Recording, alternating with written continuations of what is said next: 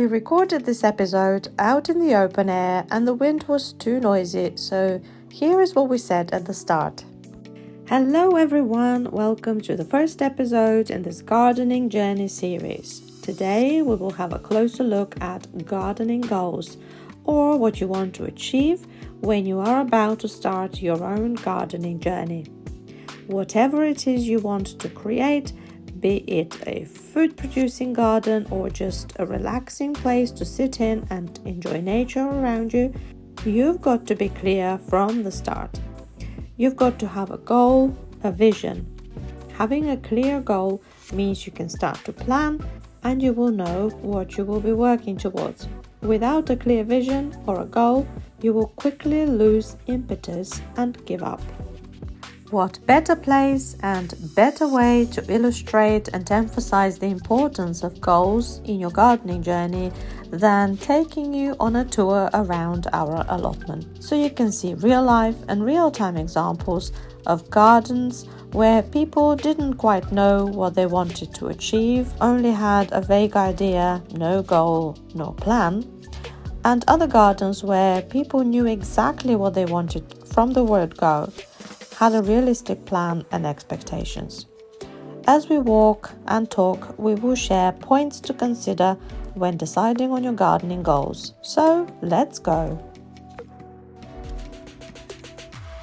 We're going to walk through a few different plots, give a quick glimpse of kind of different ways people have got on with things really. And here on this plot here, lovely show of flowers, and behind you can see that there's some well organised gardens, some well defined plots surrounded by wood, a well laid out plot which produces quite a bit of food.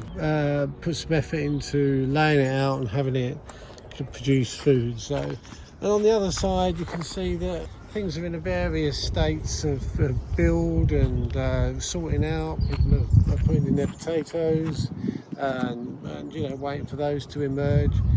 These plots are quite large, and if you're just one person who's enthusiastic, these things can take seasons to sort out. It's not instantaneous, and there's quite a lot of work involved. I mean, a lot of work involved. So, and that depends on what level you want to get your garden to. There's a couple of people who work in these two plots. There's quite a large area, and a mixture of plants and fruit and vegetables, and a sort of eclectic mix really.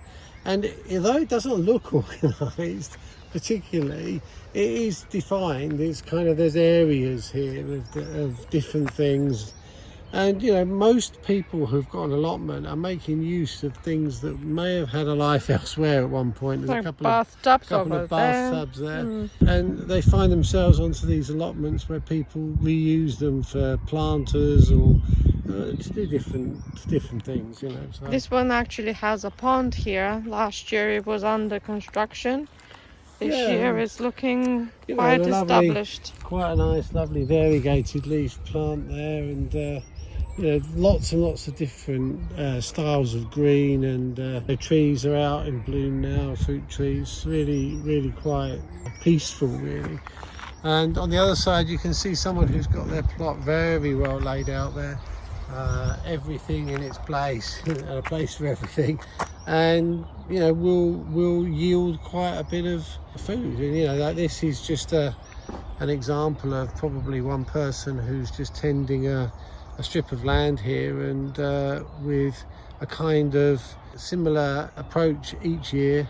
A couple of nice grass path emerges there, and the plot in the middle there. So this one here, the guy's quite busy. He's got a special career in a hospital, so he hasn't had a lot of time, but last year was looking really good. So this is another thing we can talk about. How much time do you have that you can spend on your garden? And here's another good example on the left here, where the black, that's not plastic, that's a kind of Hessian growth inhibitor that's down on the plots, and the grass is nicely prepared, and there's a seat over there, and this is kind of fairly typical with raised beds to sort of keep things in check. And this plot has got this first section before the yellow netting is one lady who gardens this on her own. So she's got a third of a plot here, fairly limited space, but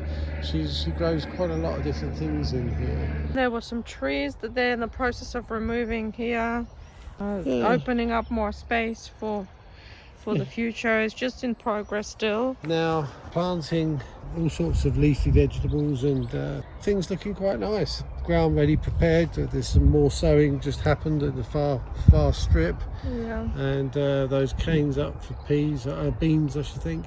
So these people knew exactly what they wanted. They wanted to grow a lot of food, as much as possible, and because they love lettuces and green vegetables. They're vegetarians. They're vegetarians, so they were keen on making sure that they have space for those.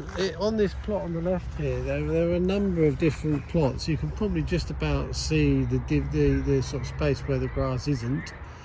But this is the thing, this time of the year, we're now talking about May the 2nd. If you haven't been on your plot and sorted things out, by sort of, in April, things get away from you, because everything starts to really grow around the middle of spring.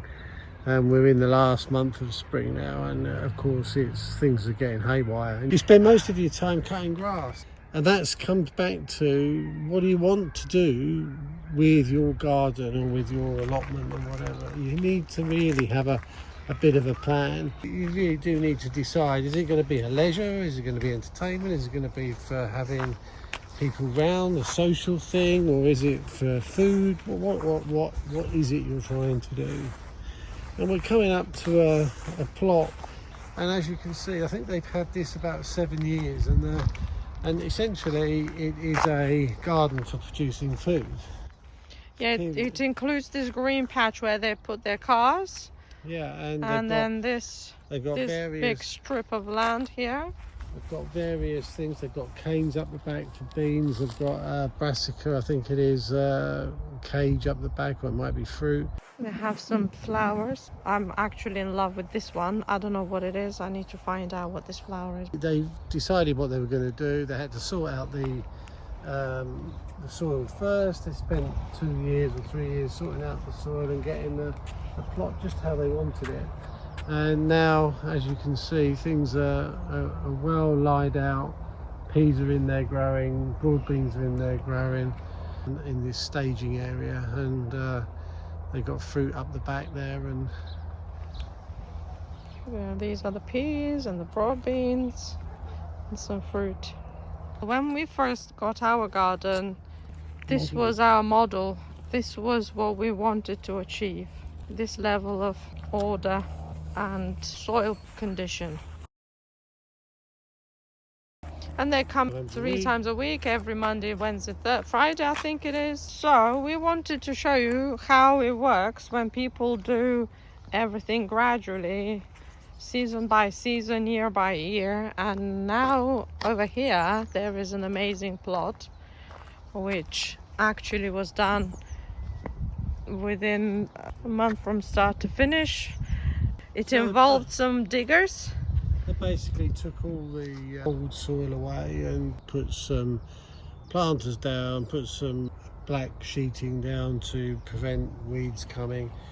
Filled the plot that's not being used with, as you can see, with bark, and then built those planters which they're going to use. And these polytunnels are just built this weekend. They can be opened and closed. Yeah. So they made a start, but like this all happened, like we want a garden, we want to have it, and then the money wasn't a problem, so I just spent the money, and then it was an instantly finished project, and now ready to grow in the season. And this is just an example of this plot here, of somebody that's taken a plot on, just like the idea of growing their own food, and not really any plan about what they want to do with it. And consequently, once you start work on an allotment, you realise how hard it is. And I think one of the most amazing sort of revelations really is that growing food is not easy. To grow, we don't appreciate how important, how difficult food is to grow, because we just go along to our supermarket and buy it and it's all there. Actually growing something from start to finish is hard work. You've not only got to know what you're doing, you've got to plant it, you've got to watch out for pests, you've got the weather to contend with. It's just a never-ending challenge, really, which you must learn to enjoy, otherwise you're going to get disheartened. I mean, slugs and all sorts of aphids and stuff, they just ruin your crops, and unless you're well prepared, understand what you're going to always lose some to the wildlife, there's no question, but you grow more than the wildlife and you can eat. You know, we've seen even in our short time here how people take on something in a huge flurry of excitement, and then the reality hits home. Like in this place here. Yeah, nothing's been. They have started digging and disturbed the soil and realized that it's hard, and I don't know whether they're coming back. We'll find out. Yeah, people, I mean, this lady here on the left, she was working it with a friend, and her friend sort of lost interest, and she then took it over and she started to do things, but it's an ongoing project. You can, it's up to you what you grow. It depends on your time. You can't just do it, it's not one size fits all. This is well, the good thing about this one here is that they involve the children in it, so the children were also taking part in a little bit of digging with a smaller spade. They have the trampoline if there's the stones interest. They were getting the stones out, which we needed for our plot. And then, and here is an example of somebody who was incredibly enthusiastic about getting a piece of land for use in a community project. The vision was that lots of people in the community charity setup that she's got, that people would love to come here and help out and grow some food and really take part in a whole community aspect of working out in the garden, in the fresh air and everything else. And a year on, this is where we are. And the problem is that people don't want to come and do all the hard gardening and hard work for your benefit. And if they're not into the vision, nothing's going to happen. You really do have to be the person that's doing the work. To doing the digging. And people are just coming. Yeah, they're just coming to socialise, really. Yeah. And that's really what it's.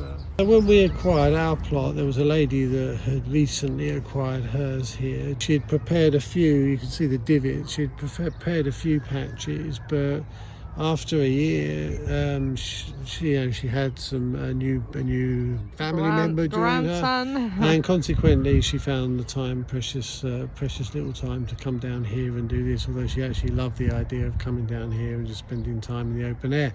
However, so now a retired gentleman has taken over this plot, and 7 months in, and there's no rush. There is absolutely no rush. So the low-hanging fruit was to rebirth the existing semi-dug parts and start to put some things in the ground and let those things grow while you sort of tend to other areas. A bit of grass cutting yesterday because it was a bit like that over there.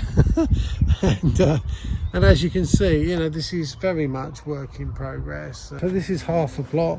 When he received this plot, you could see someone had done something with it a while ago, but it was in a poor state of repair, really. So he's cleared all the rubbish off the plot. You can see a big pile there. That was all stacked down the back. He's now put that there for the council to take away. He's dug all these different beds, and he's got some stuff in, and it's growing. The ambition here, the goal, was to dig some ground and put some vegetables in and grow some food. And that's what's happening. He's doing what it said on the tin. He's got strawberries in here, he's got onions, garlic, he's got some peas I think growing there, and getting on with it. It doesn't really matter if it looks great. The point is getting out into the fresh air, getting involved with nature, growing some food, doing what it is your goal is, and and being glad and grateful that there is this piece of ground that you can work and do what you want with. You've got to admire the people who do this, because it's not left, it's not doing nothing, it's totally being used for what it was designed for. So you can see on our plot, now our plot, at the top of the picture here, you can see like a box construction and four or five pillars up, and so our plot was there, where behind those, you see where the vertical wood is, that the grey sort of wood, that's the compost heaps. Across here to where this fence is here, the edge where the brickwork is behind that. Trellis, yeah. The trellis, and then down to that grey thing there. Panel for, yeah. which is actually hiding a fire. And then along to the end of the greenhouse, and the greenhouse isn't ours.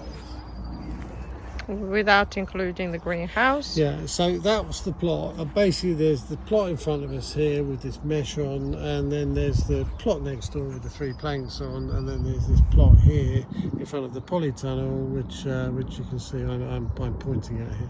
So they were the first 3 areas we addressed, and they were sufficiently large, 4 meters each, pretty much square. They were sufficiently large for us to get going, and sufficiently large for us to grow food on, and enough for us to get started with. There is more to the plot, obviously, with the polytunnel, and beyond the polytunnel, the terrace and the other stuff beyond it. But those 3 plots, and it took for us to dig it over once before the winter set in, and then to dig it over again and put in some compost.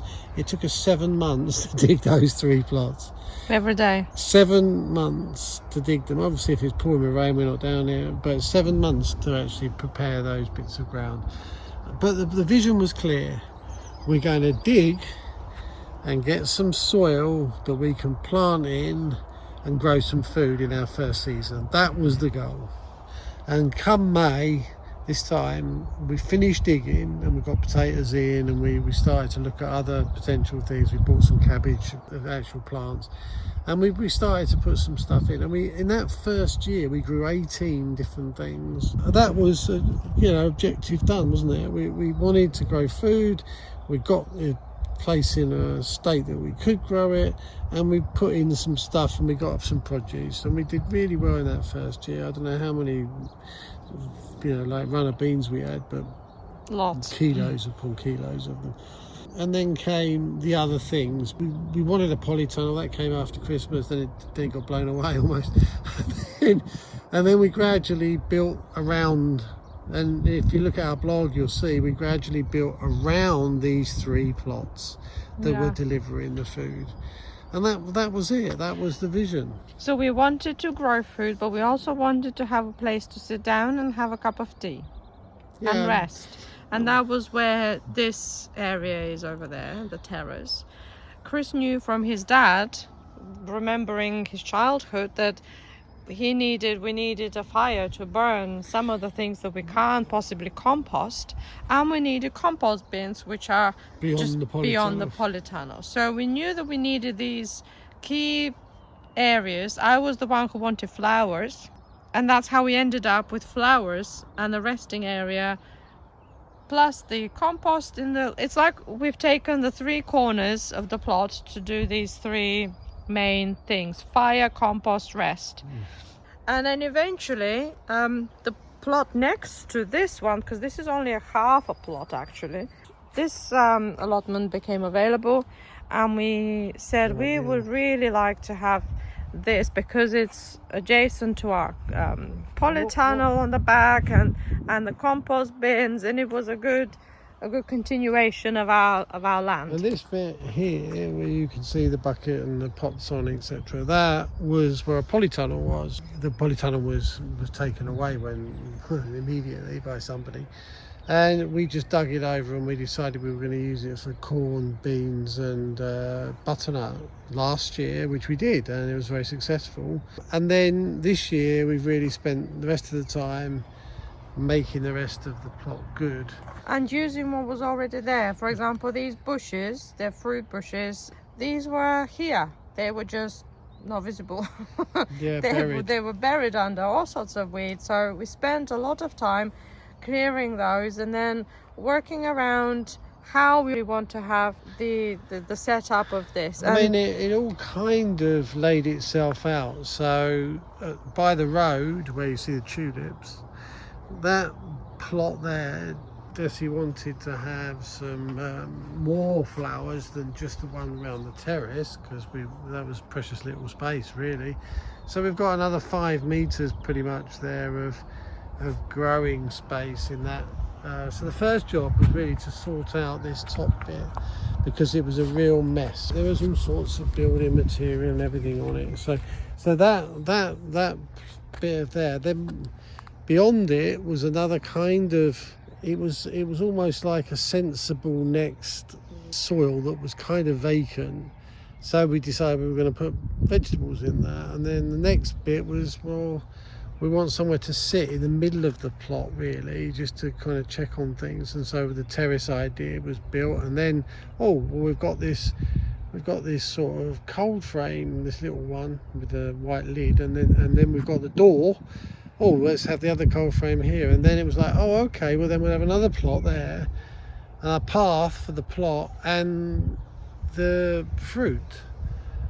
And then at the end we'll have trees, and then hang on, we'll have a wormwood, because we wanted to 100% use the plot. What we didn't know was where everything was exactly going to go, but we knew we wanted fruit trees. We knew, and then at the top here, beyond these tulips, is going to be another little fruit cage for blueberries and stuff like that.